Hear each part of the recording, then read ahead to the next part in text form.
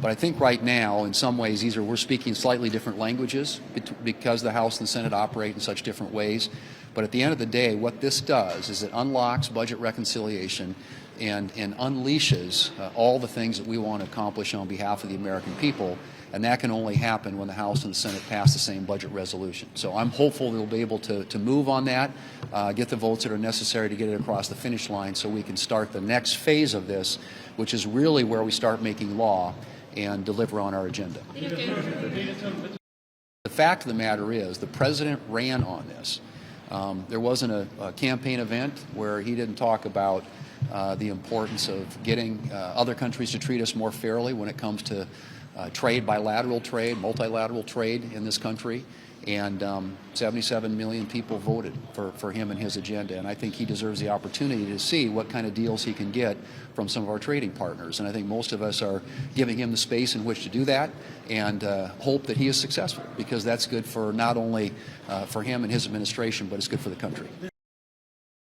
Well, and I think there's a lot of rhetoric right now, but I'm hoping that in the end that the Chinese, like a lot of other countries, will come to the table.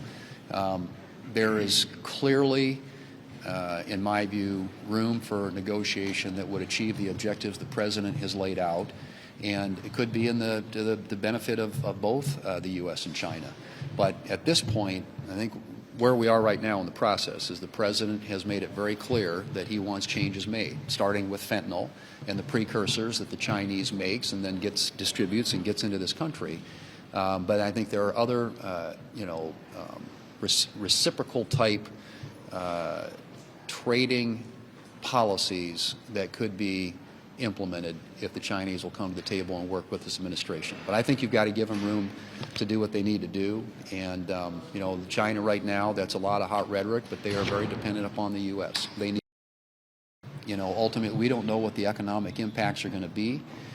We hope that the President is successful, and if he is, and he gets some reciprocity from other countries around the world, this may all be temporary. It may be something that the administration ultimately, adopts a different policy with respect to individual countries that actually come to the table and work out deals. And if they do that, then ultimately I think that's a good thing for the American consumer.